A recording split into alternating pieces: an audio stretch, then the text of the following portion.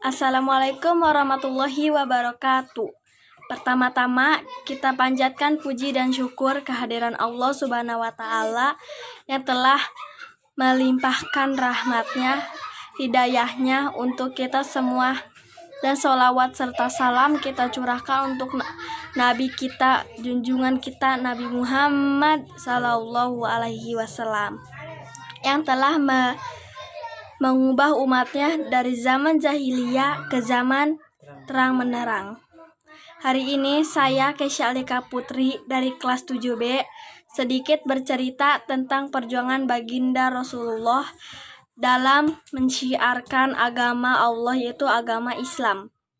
Nabi Muhammad lahir di kota Mekah 12 Rabiul Awal tahun Gajah. Beliau ditinggalkan oleh ayahnya ketika beliau dalam kandungan dan beliau ditinggalkan oleh ibunya di umur 6 tahun. Sejak kecil, beliau telah memperlihatkan ketulusan, kejujuran. Nabi Muhammad Sallallahu Alaihi Wasallam adalah pembawa berita bahagia, ancaman, dan perintah yang merupakan manusia teladan yang sepanjang masa beliau adalah manusia utusan Allah Subhanahu wa Ta'ala yang kepadanya seluruh umat manusia memohonkan syafaat. Beliau semenjak ibunya meninggal diasuh selama 2 tahun oleh kakeknya, Abdul Muthalib. Dan setelah kakeknya meninggal, beliau diasuh oleh pamannya Abu Thalib hingga remaja. Beliau seorang pekerja keras dari buruh sampai pengembala ternak di gurun Mekah. Sang paman mengenalkan Nabi Muhammad ilmu perniagaan.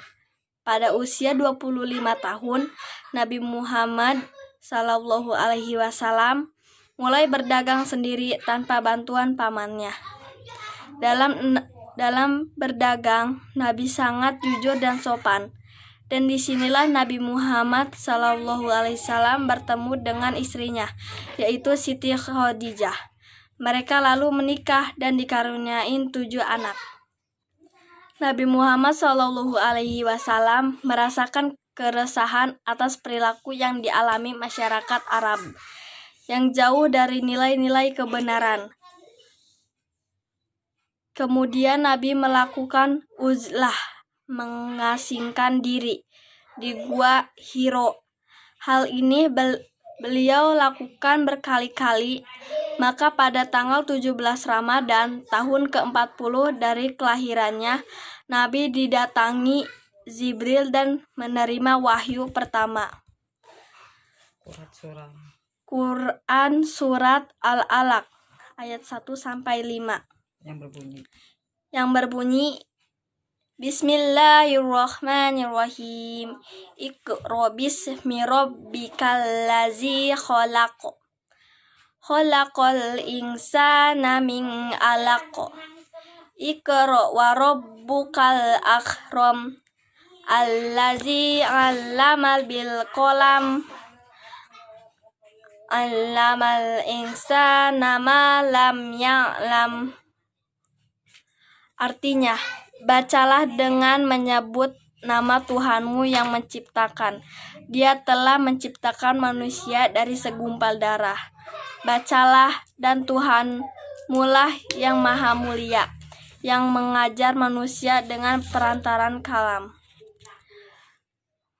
Wahyu pertama inilah yang menandakan bahwa Nabi Muhammad Sallallahu Alaihi Wasallam dipilih dan diangkat Allah Subhanahu wa Ta'ala untuk menjadi utusannya atau Rasul. Nabi Muhammad Sallallahu Alaihi Wasallam menanti turunnya wahyu kedua, yaitu Quran surat Al-Mudaththir. Bismillahirrahmanirrahim. Ya ayyuhal muddaththir qum fa'anzir wa rabbaka fakabbir wa siyabaka fatahhir wa rujjafah huj wala tamnun tasmaksir Wali rabbika fasbir.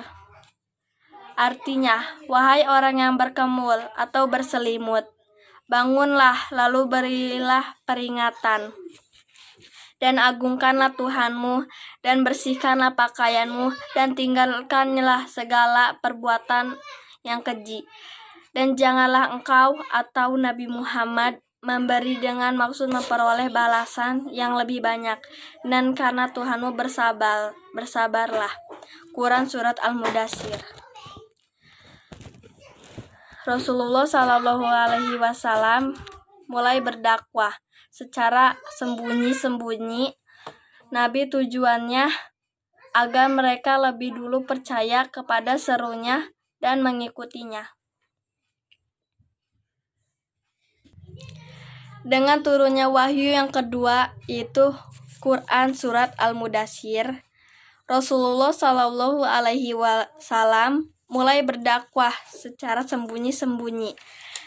Nabi mengajak orang-orang yang terdekat dengannya. Tujuannya agar mereka lebih dulu percaya kepada serunya dan mengikutinya. Tempat yang beliau pilih untuk berdakwah adalah rumah Al-Akram bin Abil Arkam Al-Azumi. Orang-orang yang pertama kali memeluk Islam atau yang dikenal As-Sabiqun Al-Awwalin. Mereka adalah Siti Khadijah, Abu Bakar, Ali bin Abi Thalib, Zaid bin Harisah, dan Ummu Aiman. Selain yang tersebut di atas, berkat bantuan Siti Khadijah dan Abu Bakar Shadiq, dari hari ke hari bertambahlah orang-orang yang beriman kepada seruan beliau, baik pria maupun wanita. Setelah Nabi Muhammad Shallallahu Alaihi Wasallam berdakwah secara sembunyi-sembunyi, maka turunlah wahyu yang ketiga, yaitu Quran Surat Al-Hijr. Bismillahirrahmanirrahim. Fasda' bima tu'maru wa a'rid 'anil musyrikin. Inna kafaina kal mustahzi'in.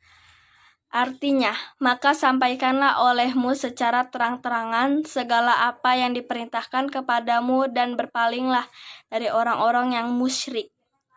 Sesungguhnya kami memelihara daripada kejahatan orang-orang yang memperolok-olok kamu. Quran Surat Al-Hijr. Kemudian Nabi Muhammad SAW menerima wahyu lagi. Bismillahirrahmanirrahim. Wa anzir ashiratakal aqrabin. Wahfid janahaka limanit taba'aka minal mu'minin.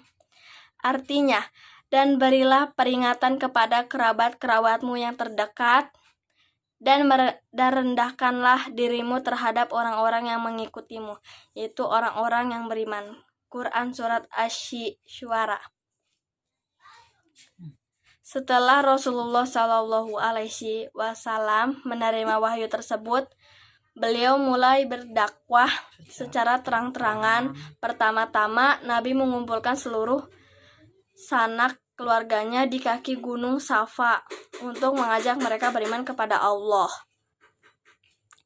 Subhanahu wa Ta'ala. Akan tetapi, salah seorang pamannya, Abu Lahab, bersikap sinis dan tidak mau menerima dakwah Rasulullah. Banyak cara yang dilakukan oleh orang-orang kafir Quraisy untuk menghambat dakwah Rasul. Di antaranya mencoba menyuruh pamannya Abu Thalib untuk menghentikan dakwah keponakannya itu. Namun Nabi Muhammad menolak. Dan mengatakan, "Demi Allah, meskipun seluruh anggota keluarga mengucilkanku, aku akan terus berdakwah menyebarkan ajaran Islam." Nabi Muhammad memperluas dakwahnya ke kota Madinah. Setelah sampai di Madinah, Nabi Muhammad SAW mulai membuat program kerja dan melaksanakannya seperti yaitu membangun masjid, mempersaudarakan antara muhajirin dan Ansyar, dan membuat perjanjian dengan penduduk Madinah. Langkah pertama, membangun masjid. Pembangunan masjid segera dimulai dan seluruh umat Islam ikut ambil bagian sehingga berdiri sebuah masjid berdinding bata berkayu batang kurma dan beratap daun kurma. Masjid yang dibangun Rasulullah Shallallahu Alaihi Wasallam bersama-sama kaum muhajirin dan ansyar tidak hanya berfungsi untuk sholat semata, tetapi untuk seluruh kegiatan Nabi di Madinah. Di antara fungsi masjid pada zaman Nabi adalah tempat pemersatukan umat, bermusyawarah tentang perkembangan Islam, mengajikan ilmu agama, bahkan sebagai pusat pemerintahan setelah Rasulullah dipilih sebagai pemimpin di Madinah. Seluruh aktivitas masyarakat Madinah dipusatkan di masjid. Itulah fungsi masjid yang sebenarnya sudah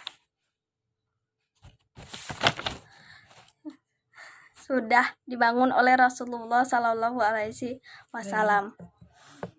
Inilah sedikit cerita yang saya bawakan tentang sejarah Rasulullah Sallallahu Alaihi Wasallam. Semoga kita semua menjadi umatnya dan mendapatkan syafaatnya. Assalamualaikum warahmatullahi wabarakatuh.